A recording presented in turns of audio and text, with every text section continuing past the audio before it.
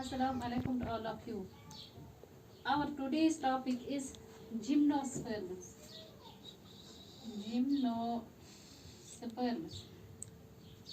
First of all, we will try to understand what is the meaning of gymnosperms. Gymnos means seed. Gymno means seed. Sperms means naked. It means that you have seen the plants which have naked seeds, and you have seen ovules develop into seed and ovary develops into fruit. But in case of gymnosperms, ovule is not covered with ovary wall. When ovule changes into seed, it is not covered with anything before or after fertilization. But when we talk of categories of gymnosperms, these include shrubs. These include shrubs, medium-sized trees,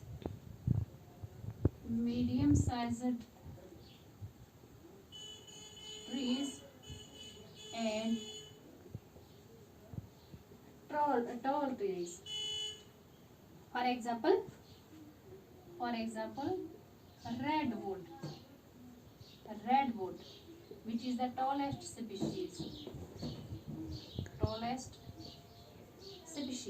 and it is called sequoia. Then we know that roots associate with fungal hyphae, and roots associate with fungal hyphae.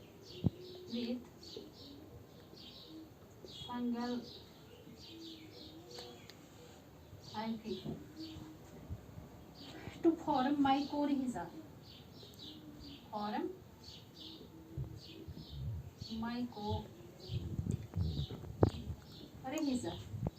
It means that in these gymnosperms are heterosporous species. The roots associated with fungal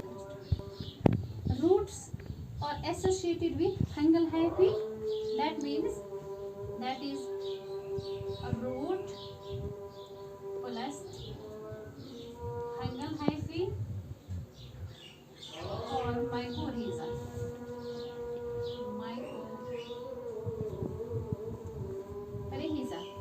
And other roots associated with nitrogen fixing bacteria. So other roots plus nitrogen fixing bacteria, these are called as other roots plus nitrogen fixing bacteria. These are called as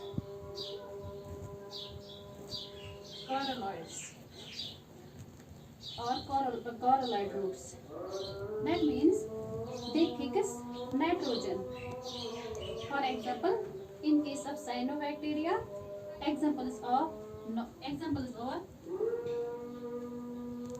nostoc and anabina.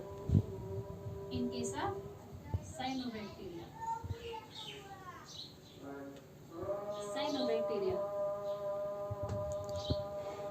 For example, cycas, these are also nitrogen fixing, but its function is nitrogen fixation. Gymnosperm leaves are simple or compound. When we talk of leaves, gymnosperm leaves are simple and compound. When we talk of leaves, these are simple and compound. In case of simple leaves, for example, there is a structure like this, and this is middle vein. It is called vein, or it is called midrib. there is this weed is complete and there is no incision or cut. When this weed is complete, there is no cut or incision, it is called a simple leaf. It is called simple leaf. And in case of compound leaf, for example, I will draw here the diagram of compound leaf. This is leaf and these are leaflets.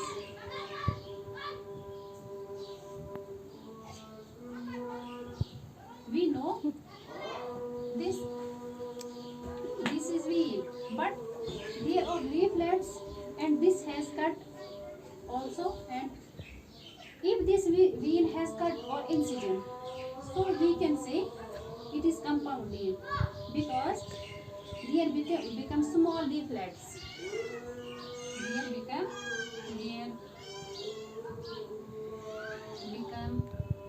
small leaflets. There is cut or incision. So leaf is compound leaf. It is compound leaf. Then important feature of gymnosperms is that leaves of gymnosperms can survive or can withstand in extremes of temperature or with both in extremes of humidity or wind. Leaves survive in extremes of temperature, humidity and wind. Then in temperate regions, conifers survive in unfavorable conditions. Conifers survive in unfavorable conditions.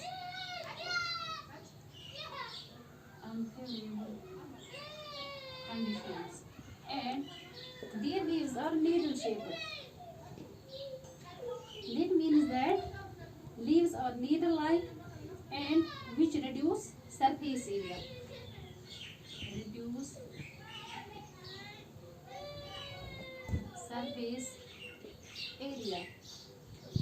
Then they have a waxy layer present on the surface of leaves. Waxy layer present on the surface of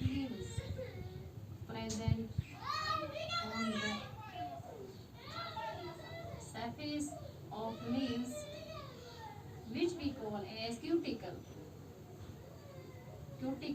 And the function of this waxy layer is prevent the loss of water.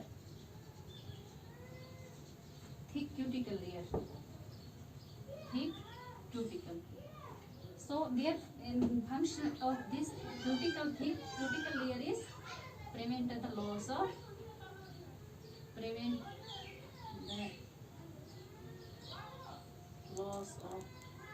water. Then these have sunken stomata.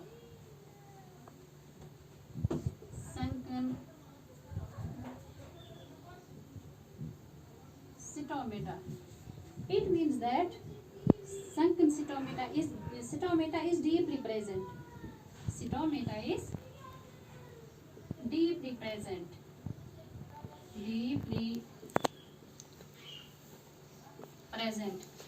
And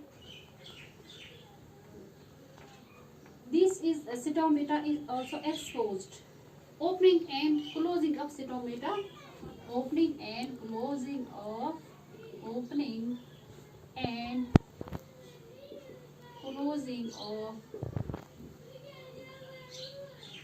stomata is controlled. So there occurs no loss of water. Again occurs no water loss. So we can say gymnosperms have true sperms, which means they produce two kinds of spores. These have true sperms. Gymnosperms are having true sperms.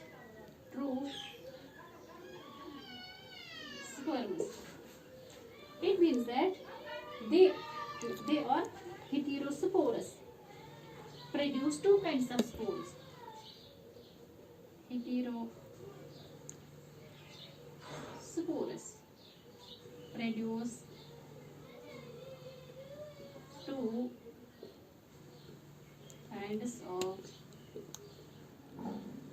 spores, and male spore is called microspore.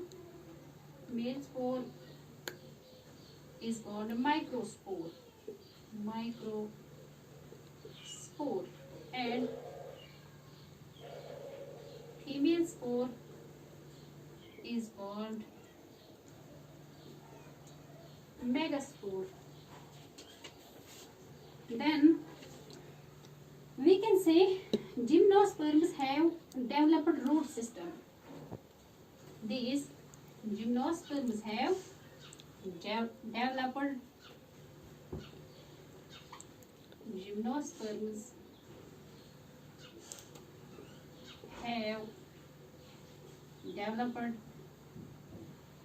a root system,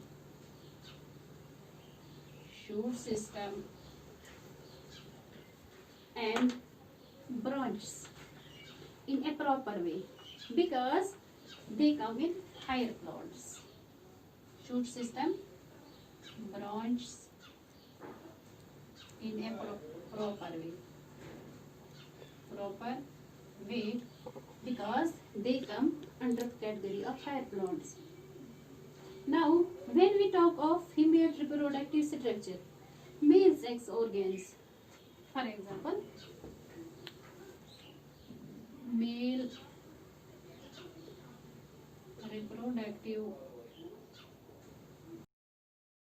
structure or male sex organs.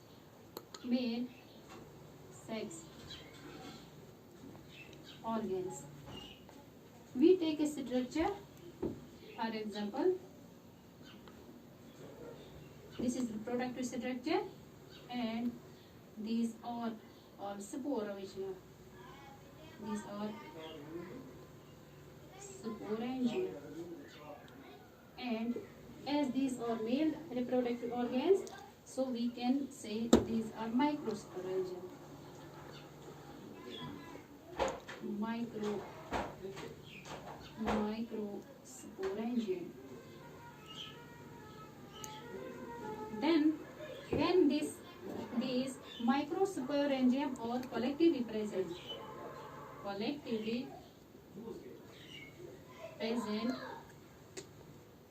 microsporangium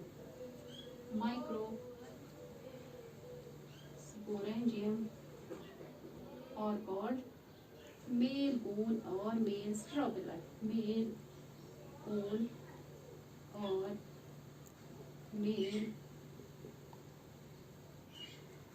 strobili. And there is microspore mother cell.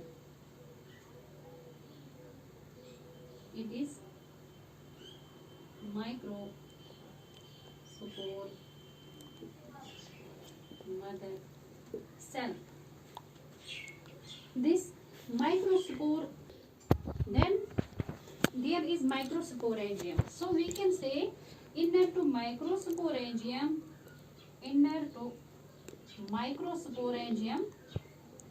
there is microspore mother cell, and we know this microspore mother cell is diploid. This is diploid, and this is microspore mother cell. It is diploid, and it undergoes meiosis and produces two spores. And it also undergoes meiosis and produces total, it produces 4 spores. It means that, for example, this is microspore mother cell and this is meiosis 1, it is diploid, this is meiosis 1 and this is meiosis 2. This produces 2 and this produces 2. It means that total it produces 4 microspores. It also undergoes meiosis. So we can say that these microspore mother cell undergoes meiosis, and as the result we get microspore tetrad. So there are produced 4 microspores, so we get microspore tetrad. This microspore tetrad, then it is converted into pollen grain. This is converted into pollen grain. Now, in case of, we know which represents male gametophyte. It represents male gametophyte. Male gametophyte. Then there is female reproductive structure. It was male reproductive structure and second is female reproductive structure. Female reproductive structure. For example, this is again female reproductive structure and these are sporangia. Again these are sporangia.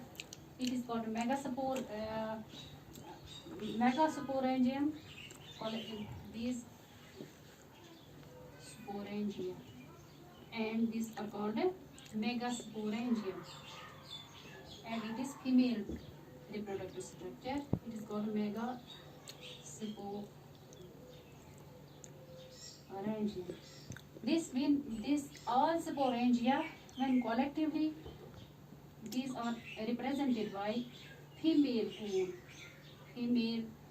cone or female stropula or female stropili. Then there is also megaspore mother cell, is megasporangium, and inner to megasporangium is, which is megasporangium, inner to megasporangium is megaspore mother cell. It is megaspore mother cell. Megaspore mother cell. This also produces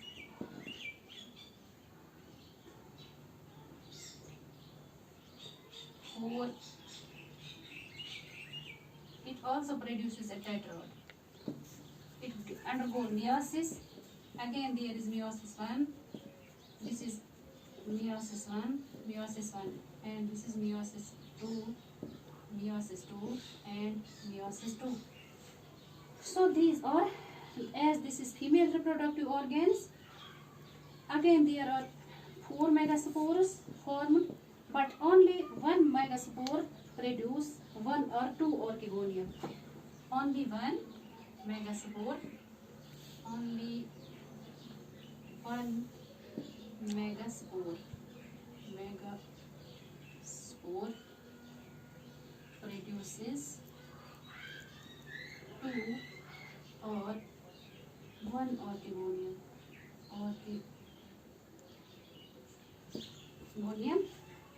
And other 3 will remain, will degenerate with the lack of 3 will degenerate with the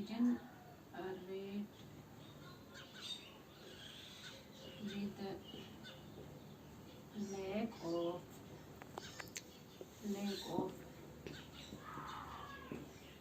nutrition, with the lack of nutrition. So we can say the megaspores will get degenerate and with the lack of nutrition. Now we can come upon fertilization of gymnosperms. Fertilization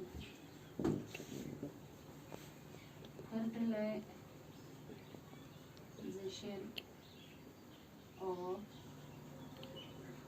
gymnosperms. So when we talk of fertilization, we take male gametophyte, that is a pollen gland,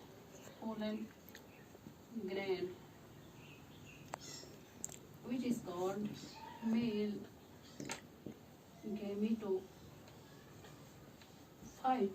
And when pollen grain travel through wind or water and reach the mouth of the ovule, that means orchigonium, female reproductive structure, as there is present already female gamete. So male gamete will be released and male and female gametes fuse to form male and female gametes. Female gametes fuse, and as the result zygote is formed. As the result zygote is formed and the zygote differentiates. And the zygote differentiates and formation of embryo will occur and ovule changes into seed. Formation of embryo takes place.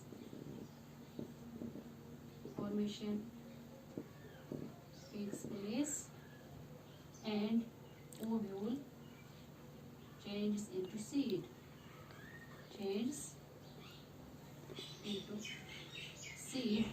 But naked seed, as in case of gymnosperms, seeds are naked. Then we know that endosperm of the gymnosperms has n number of chromosomes, that means they are haploid, but it is formed before fertilization. So I will quote here some examples. For example, Pinus is bisexual, that means it produces both types of flowers, bisexual. And Cycas is unisexual. Then there is Ginkgo biloba.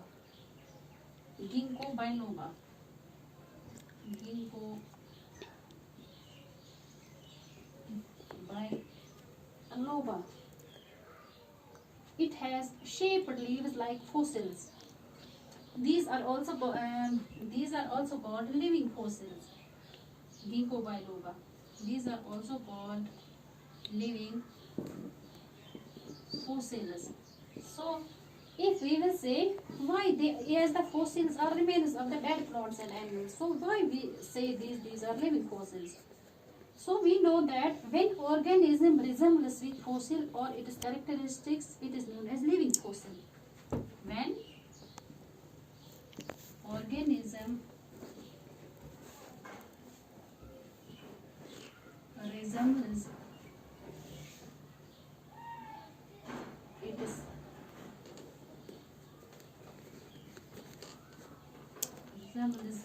with any fossil,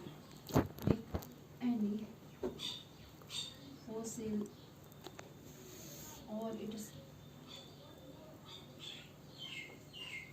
characteristics, it is called as living fossil. Then there is another topic which is called as pteridophytes. It was all about your gymnosperms. Then I will take your pteridophytes. Pteridophytes. Pteridophytes.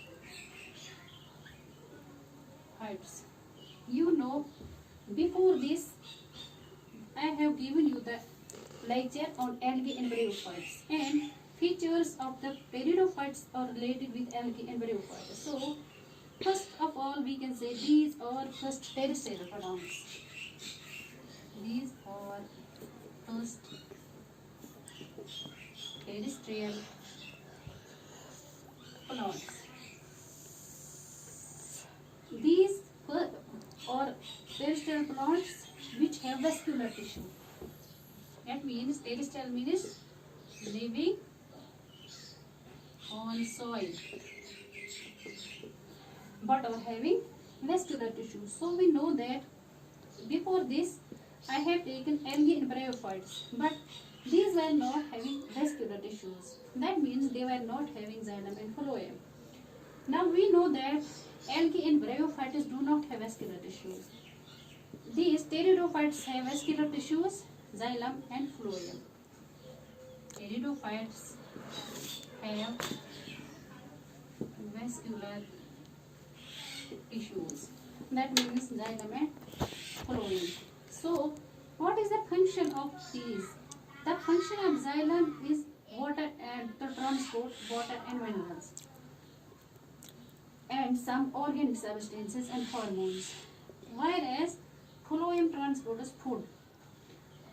See, these are pteridophytes are seedless. These are not having developed root system, branch or stem like gymnosperms. So these are seedless because they come under the clause of cryptogamy. They come under the clause of cryptogamy. That means they are not having seeds, so they are having no seeds, and these are found in damp or cool places. These are found in damp, cool places or shady areas.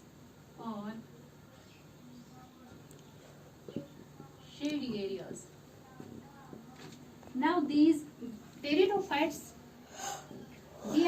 they occur up to limit region because they need water for fertilization. That means these pteridophytes need water for fertilization. It means that they cannot fertilize without water. So these include horsetail and ferns. Horsetail and ferns. These have dominant phase. That means sporophytic phase. Their dominant phase is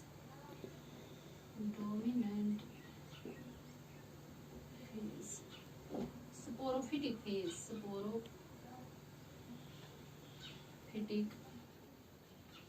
phase. So we know that leaves are smaller or larger. Leaves are smaller or larger. Leaves are smaller or larger. In case of smaller leaves, smaller leaves are smaller or larger. For example, in case of Selaginella. In case of Selaginella, we have smaller leaves, which are called as microphyls, which we call as smaller leaves are called microphyls. and large, which have larger leaves, we call as macrophyls. Macrophyls. For example, aquatic fern. Aquatic fern. Salvia. Then we know that these both are homosporous and heterosporous. These are homosporous and heterosporous. In case of that means homosporous, that means they produce only one kind of spore. Told you these are both homosporous and heterosporous. But in case of homosporous, these produce only one kind of spores.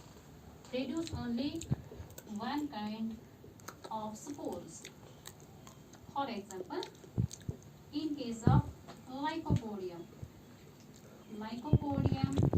and Dryoperis. But in case of heterosporous, these produce two kinds of heterosporous.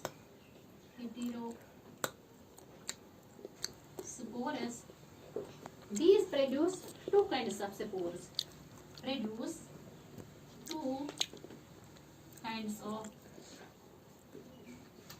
spores. That means male spore and female spore. Male and female spore. Male spore is called as microspore. Again there is microspore. Male spore is called as microspore, and female spore is called as megaspore.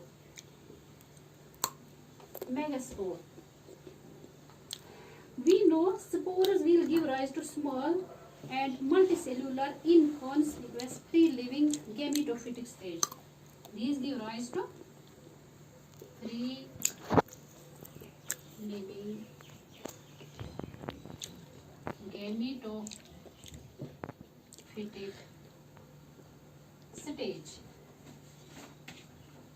And this gametophytic stage is called prothallus.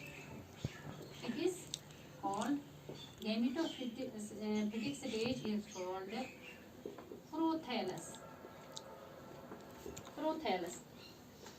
And this gametophytic stage is haploid. It is also haploid. Now, in heterosporous species, the female gametophytic retain on the parent body for variable time. It means that, and it has also precursor to seed habit. It means that it helps in the formation of